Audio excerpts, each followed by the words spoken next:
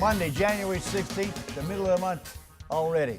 Hi, everybody, and welcome to Trivia Treats.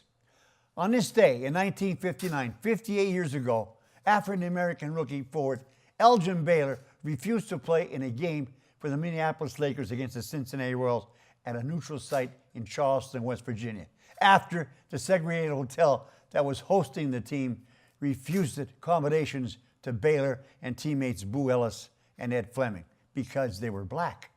Without Baylor, who's averaged 25 points per game during the 1958-59 season, the Lakers lost to the Royals 95-91. Both Ellis and Fleming played in that game. Also on this day in 1980, in the worst performance by a man in a mask since Adam West played Batman, 22-year-old goaltender Jim Stewart of the Boston Bruins, no relation to Jimmy Stewart the actor, allowed 5 goals on only 9 shots while playing just 1 period in his NHL debut. Stewart stunk, giving up 3 scores in his first 3 minutes. At the end of that first period, Stewart was replaced by another rookie. Stewart never played another minute in an NHL game.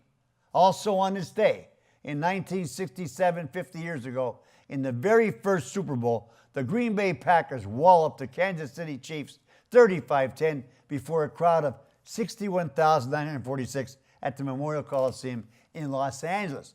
The game failed to sell out despite tickets prices ranging from $6 to $12. It was telecast nationally on 2 TV networks, with Ray Scott, Jack Whitaker, and Frank Gifford announcing for CBS and Kurt Gowdy and Paul Chrisman for NBC. Finally, 48 years ago, in 1969, the New York Jets of the AFL stunned the NFL's Baltimore Colts 16-7 in Super Bowl III at the Orange Bowl in Miami. The first 2 Super Bowls resulted in one-sided victories for the NFL, with Green Bay taking both over the Chiefs and Raiders.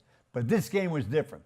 The Colts were 13-1-0 during the 1968 season, outscoring their competition 402-144 and defeating the Browns 34-0 in the NFL championship game in Cleveland, with the Jets' inferior 11-3-0 record and a perceived talent gap between the NFL and the AFL. The Colts were 18-point favorites. Nonetheless, Jets quarterback Joe Namath brashly guaranteed a Jets victory 3 days before. Unbelievably, the Jets led 16-0 before the Colts finally scored late in the fourth quarter. Matt Snell scored a TD and Jim Turner kicked 3 field goals.